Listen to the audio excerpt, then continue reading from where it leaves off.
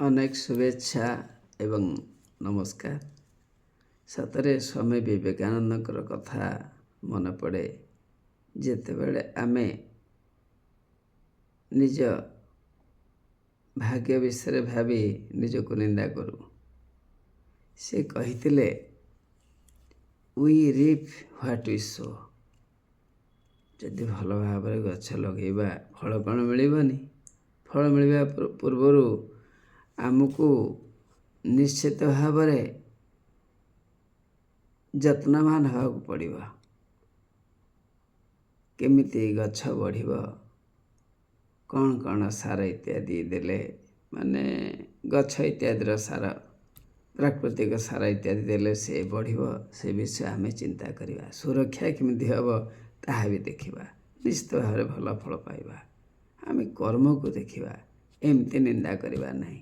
ଆଉ ଗୋଟେ କଥା, ସାଙ୍ଗକୁ ନିନ୍ଦ ନାହିଁ ନିଜ କର୍ମ ପାଇଁ, ଈଶ୍ୱରଙ୍କୁ ବି ନିନ୍ଦ ନାହିଁ। କୁକର୍ମକୁ ନିନ୍ଦା କର। ଯଦି ଅଜାଣତରେ ଆମେ ଖରାପ କାମ କରୁଥିବା ସେ ଫଳ ତ ଆସିବ।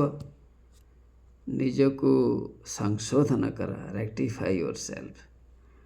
ଲୋଭରେ ପାପ କର ନାହିଁ। କାହିଁକି ଲୋଭ କରିବା, ପାପ କରିବା, ନିନ୍ଦିତ ହେବା।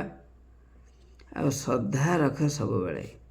ଶ୍ରଦ୍ଧା ରଖି କାମ କଲେ ମଣିଷ କେବେ ହାରେ ନାହିଁ। ଭଗବତ ଗୀତାରେ କୁହାଯାଇଛି ଶ୍ରଦ୍ଧାବାନ ଲଭତେ ଜ୍ଞାନମ୍। ଶ୍ରଦ୍ଧା ରଖ, ସବୁ ଠିକ୍ ହେଇଯିବ। ଆପଣମାନେ ସତ୍କର୍ମ ଦ୍ୱାରା ନିଜକୁ ପରିବର୍ତ୍ତନ କରିପାରିବେ। ଆଉ ଫଳ ଆପଣଙ୍କ ପଛେ ପଛେ ଦୌଡ଼ିବ। ଯୋଗ କର୍ମସୁ କୌଶଳମ୍। ଯେତେବେଳେ କୁଶଳତାପୂର୍ବକ ସ୍କିଲ୍ ସହିତ କାମ କରିବେ, ଫଳ ତ ଆପେ ଆପେ ଦୌଡ଼ିବ ପଛରେ।